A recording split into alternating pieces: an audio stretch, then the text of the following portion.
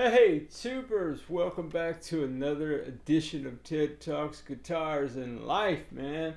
Hey, welcome to the journey. If you like this kind of content, man, go ahead and like the video, subscribe to the channel. Come hang out some more with us at Ted Talks Guitars and Life. In my last video, I talked about my Squier Classic Vibe 50s model Stratocaster. And I mentioned that it was the gold standard of budget strats, at least from my perspective. So, hey man, what we do here at Ted Talks Guitars and Life, we don't just look at the guitar and ooh and ah. We don't even just play the guitar and make sure it plays well. We go under the hood, man. And so we're about to take this bad boy apart completely. Oh man, let's see, man. What do we get in this guitar? What's really going on under the hood? Stick around, man. Let's get into it. Well, everybody, we have got my Squier Classic Vibe 50s. By the way, that is white blonde. I understand that it looks shell pink on the video, and kind of a little bit does in person as well. Anyway, this is under the hood. If it's your first time hanging out at Ted Talks Guitars and Life or Under the Hood, well, maybe we're in for a treat, maybe we're not.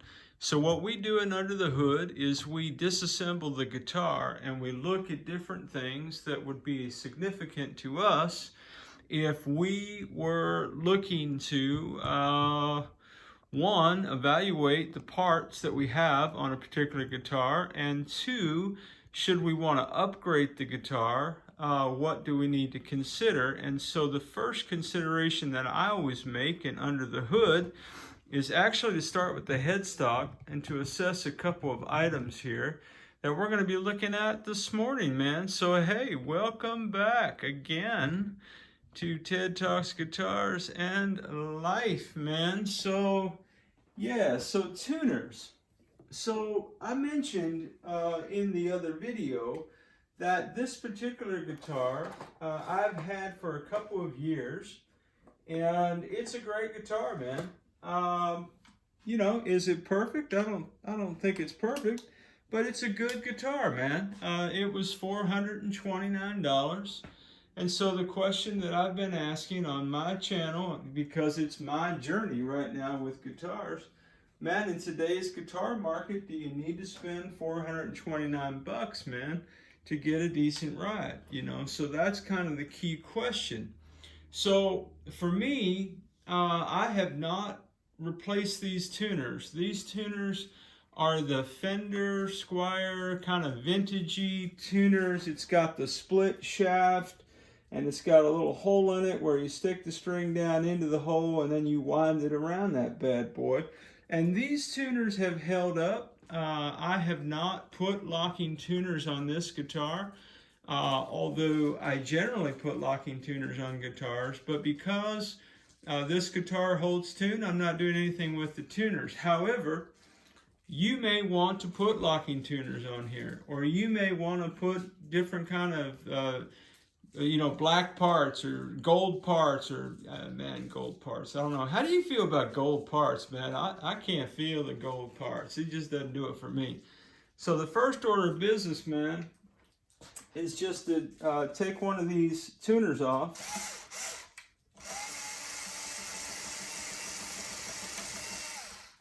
All right. So one of the things that you noticed, right, as you can't see this in the shot, stand by. The other thing that happens at Ted Talks Guitars and Life is that everybody finds out really quickly. I have no idea what I'm doing by way of video work. Okay, so all I did was lightly loosen that. I know it sounded like I was drilling through a wall, but as soon as that string got loose, man, the whole thing came up and kind of stayed wound together. Now, that's a good thing, because if I went to put this string back on, I put the long end through the hole, the rest of the strings go around the shaft, and I just tighten it back up, and usually works pretty well. Okay? So while we're chatting about tuners, man, one of the things that's important for you to note particularly if you're thinking about maybe getting some other tuners, is what kind of tuners you have. In other words, what's the connectivity to the headstock. So you'll notice that on this particular guitar, there are no hex nuts on the front. Typically, you would see kind of like a 10 millimeter hex nut there holding those tuners in part to the front of the headstock, and then on the back some kind of screw. So all tuners are different, okay? So there are common, you know, some tuners more common than others. On budget, you generally get one or two kinds of tuners. You either get something that looks like this, but maybe, or you get a tuner that has a screw maybe down here or something like that. Whatever you get, the important part of today's journey is that if you go to replace the tuners, that you get the appropriate kind. I know that I don't mean to talk down to anybody. I'm just a word of caution about that deal. So this pulls right out. Okay. Now this is the first time, guys, I've had this tuner off this guitar. Okay. So you'll see here more clearly. You've got, this is the string goes down in the hole, and then you wind it around. Okay. Now here's the other thing. A lot of the times when we go under the hood and we take a budget guitar apart, man, there's all kind of sawdust and debris, and everybody goes, see, man, that's just a cheap guitar. Okay, guys, this is a $429 guitar, right?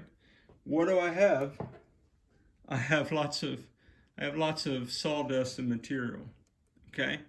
So just, it's common, man. The other thing about these tuners is that once you take it out from the back, this is called a ferrule, okay? Now, if you want to replace these tuners, and again, I never have because these tuners have worked fine for my context and purposes. If you were to do that, what you want to make sure is that you get the right size. Generally speaking, it's going to be 10 mil or 8.5. Okay, that depends on the size of the hole here. Okay, so what you would want to do is get a ruler, and you're going to want to measure this. So you'll notice when you go out to shop for tuners, it'll ask you, this is more of a vintage size, okay? So when you buy your replacement tuners, you'll want to look for vintage. The newer stuff is usually a 10 mil ferrule. Anyway, man, that's probably more information about all that than you need to know, and maybe I just confused you more than I did anything else. But anyway, I always want to look for the tuner situation, okay? Second thing. The second thing I look for when we do under the hood is this, we talk about the string guide. So again, this is more like a Fender road worn kind of thing, kind of a vintagey. See, okay, so you'll see on this particular guitar that you see how this string is like way up here? This string should have the same angle as all the strings. Okay, it does not. So some people would suggest you need a secondary string guide to hold these two strings down, okay? This only came with one $429 guitar, and these string guides really are like the metal string trees in there. There's not a lot, there's a couple of points of friction here, okay, on this. So I don't know that these are fantastic. I think they're better than the metal trees, at least in my player preference and experience with life. And yeah, so I would probably not change this because it's working for me. However, you might want to move to some kind of roller or something like that. Okay, so that is a discussion of the tuners. Again, just to sort of sum up, One, you always want to make sure you know what size hole, ferrule hole you have in case you want to replace your tuners. Two, these are the vintage tuners, so you need to be aware of what the setup looks like. Three, talked a little bit about the string guide, and then we mentioned that the nut is a bone nut, and I have not had much problem with it. I did have to file that down a little bit to get my string action where I wanted it on the first fret as I was setting the guitar up. Okay, that is the headstock. Okay, so let's take a look at the frets, at least talk about them a little bit more fully. I talked about that in the last video as well. So these are not stainless steel frets. I believe that these are nickel frets. And this was a $429 guitar, guys. So when this guitar came in, I purchased this from Sweetwater, and it had sharp fret ends. Okay, it had had some fret sprout, and then it had some sharp fret ends. And I also noticed that I had some high frets. So this was the first guitar that I seriously attempted to do fret leveling and really good, or at least as good as I could get it, dealing with sharp fret ends. Okay, so just because you buy a $429 guitar does not mean that you're not going to have sharp fret ends. Now, does every Squier Classic Vibe or every Squier guitar on the planet have sharp fret ends? I don't know that to be true. I just know that most of the Squiers I've ever owned, including my Squier Classic Vibe Telecaster, kind of my standard for teles, had sharp fret ends as well, man. So I had to go in here, and it was like the first time I did it in earnest. And if we took a really close look at these frets, unfortunately, you can see the difference on the frets, where I've done that and where I have not. And it may be that the last time I tweaked this, doing some fret leveling, I did not follow that up with a good polishing. So that's on me. So just know, man, that this guitar neck feels great now because I've done some work to it, where I have taken some of the poly off and done some waxing to it and some other things. So this is silky smooth for me right now.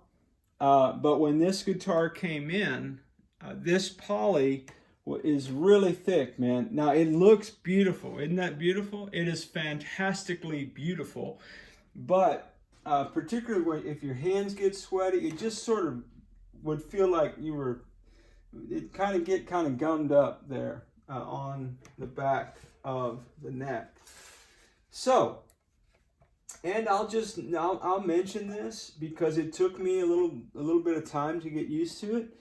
Because the fingerboard is also heavily polyed, when I first got this guitar and I was doing, in my playing context, I was playing a gig and my hand got a little sweatier than normal because we were at a men's retreat and it was hot in summertime and all that kind of stuff. When my fingers got sweaty, it was difficult even on the fingerboard to move around, if that makes any sense.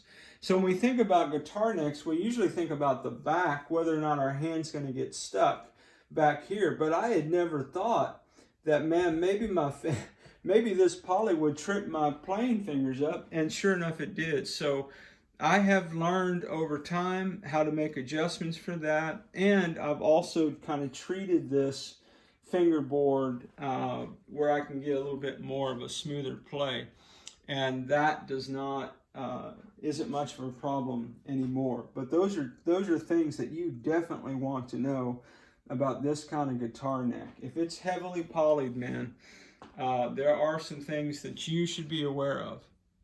Okay, let's talk about electronics. So $429 Fender, Squier by Fender, Stratocaster.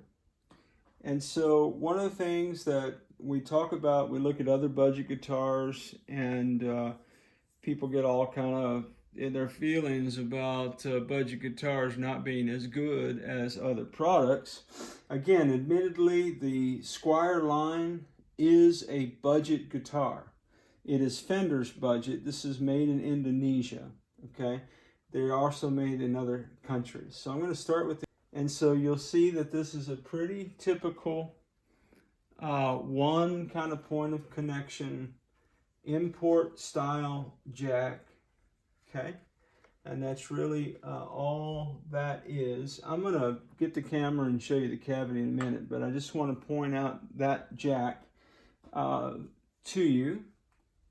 So man, this looks like any jack of any budget guitar you've ever seen. It's not like a pure tone jack or anything like that, and that's really pretty common. And you know what, man, here's the thing. If that jack works for you, guess what? You do you, man. You ain't got to replace your jack just because people tell you need to. Pick guard. All right. Well, good, man. We got a couple. I saw a couple things I kind of liked almost immediately, and I really kind of messed this up because I did not. There we go. I'll try to get it out a little bit further. So here's what we're looking at for the back of the pick guard. Okay, so we're talking about electronics. Okay, so as we're considering electronics of the Squier Classic Vibe 50s, I mentioned in one of the previous videos that I'd never had this guitar apart, and that is a true story, my friends. That being the case, we have verified that that is sure enough what's called a blade switch. And blade switch, man, are preferable over box switches by most people. Again, if your box switch works in your guitar, man, rock on with your bad selves, man. Don't let anybody rent space in your head about what you need to have. If you've been on YouTube guitar YouTube videos, channels, you hear everybody talking about pots, okay? So these are pots. Those are two 50K pots. You got a capacitor, chiclet capacitor in there. You've got another. These are called dime size pots. So I noticed that somebody commented on the last video that they were looking at a Squier, but it did not have CTS pots in it. Guys, even though that this is a $429 guitar, that does not suggest you're going to get CTS pots, man. That doesn't mean that you're going to get full-size pots. You're going to get dime-size pots. Now, do these pots sound pretty good? I think so. I mean, I'll leave it to your ears to decide. Are they... Yeah, there you go. There's a good shot. And so the silver that you see is like shielding. Okay. Now the route, man. That route is not bad, man. I mean, you look at all the... I mean, you could just tell here how much poly that they have put on this guitar. Crazy, crazy, crazy. Okay. Now, this looks like... It may look... I don't know what this is. This is kind of a weird deal right here. But, yeah, man, as routes go, that is not the dirtiest route I've ever seen. I know that. I was telling my wife the other day, I said, baby, you know, most guitar players, man, will never take their guitar apart. And so some of you may even be thinking, man, I don't know that all this is really necessary.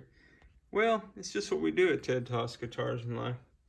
Because I want to know, man, because there's a lot of hype about, hey, man, you got to spend, you know, X number of dollars to get a guitar, and it's so much better. And I think things like looking at the cavities, I believe looking at the cavities is a good thing, man. They're cleanish. I mean, they're not bad at all. All right. So what did we learn in looking at electronics? We learned that we have dime-sized pots. We do have a blade switch, which I dig. These, again, are Fender-designed Alnico pickups, and we looked at basically it's the standard jack for electronic guitars kind of everywhere, import or not. Okay, and then you've got your Squier branded saddles. That's a look at the electronics under the hood. Okay, let's look at the back of the guitar. I'm about to take the neck off of the guitar, look at the neck pocket, and do some inspection type stuff. So, if we take off the trim cover on the back here, I preemptively removed some screws just so you did not have to watch me do a lot of unscrewing of screws. Okay. All right, there she is. This wire is the ground wire. This is called a claw, and it is attached to the springs and to the block. Now, a lot of times when people do under the hood for budget guitars, they say, look at that small little cheesy block, guys. This is a $429 guitar, man. That ain't any bigger than any other trim blocks I've seen on import budget guitars, right? So, yeah, just keep that in mind. The springs are pretty taut. And again, I'm not a trim guy, so I don't dive bomb, you know, all that kind of stuff. You know, so I'm never going to, you know, probably even use this. And sometimes what I'll do is I'll block the trim completely. But yeah, man. So there you go. That is the cavity for the trim system.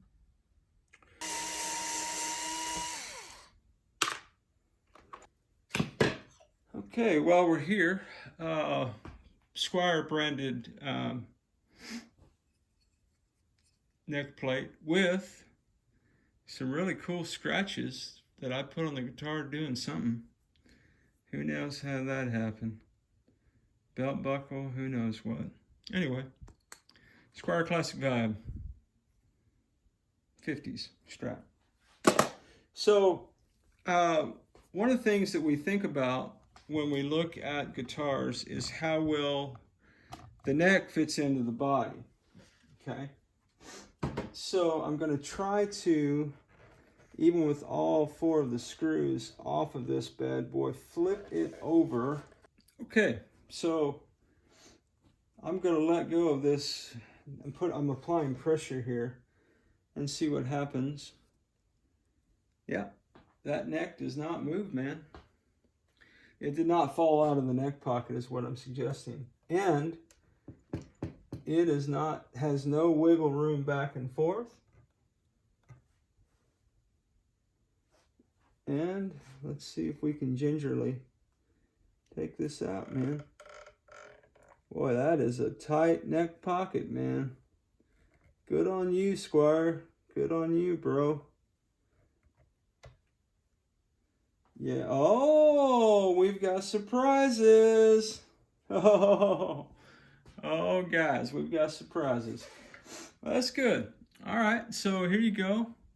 This is a Squier Classic Vibe 50 Strat, white blonde. It looks shell pink. Yeah, I know. Squier USA. Ooh, fancy. And then it's got some kind of like masking tape build up here. And anyway, man, the neck fit in that pocket beautifully. I mean, it was really in there taut, man. That is actually quite impressive. Now, this is an interesting thing, man. All right, let me get you in here and see if you can see this.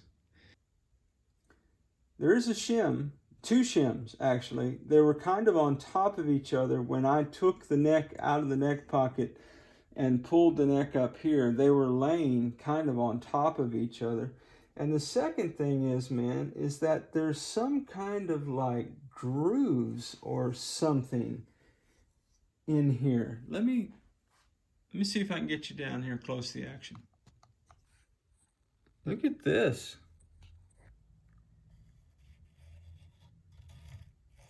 I mean, it's very, very rough. It's got like some indentations, like almost like router designs. I don't know. Surely that's not done on purpose, man. But see, man, what you want, guys, is a flat neck pocket. That's preferable. So the width of the, man, that neck fits in the size of this guitar, man. It was super snug.